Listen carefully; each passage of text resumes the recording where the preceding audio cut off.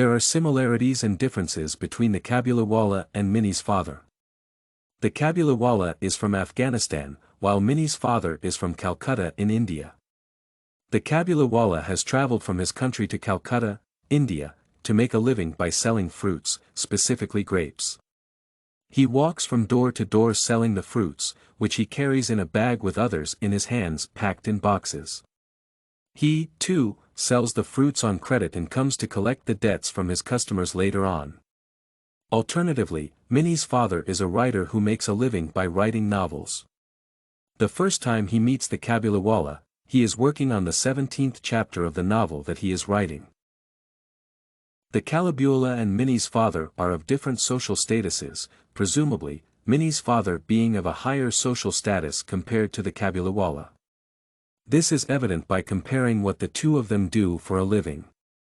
The higher probabilities are that writer will tend to earn more income compared to a street fruit vendor. However, despite being of different social status, Minnie's father and the Cabuliwallah have great personalities. They are family men who show affection towards their families. We can see that Minnie's father can never have enough of his daughter. The Cabuliwallah also has a daughter who is of Minnie's age and has much affection for him. All along, he carries a piece of paper that has an impression of an ink-smeared hand, which shows that as he travels to Calcutta, his heart always yearns for his daughter. The Cabuliwallah and Minnie's father have a lot of affection for each other's daughter. The Cabuliwallah strives to create a good relationship with Minnie, who initially fears him.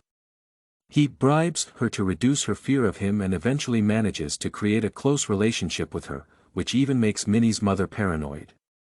They became very fond of each other, to the point that, despite having a busy day, he would still spare some time in the evening to spend with her. However, Minnie's father feels for him and his daughter when he learns that he had a daughter back at home whom he carried along in his heart while moving around the streets of Calcutta hawking. Minnie's father suddenly changes his earlier attitude toward the Cabuliwallah and feels the fatherly ties that bind them together.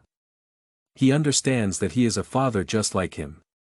He had earlier sent him away while he insisted on seeing Minnie, but now he is on the verge of breaking down and calls out for Minnie to meet him.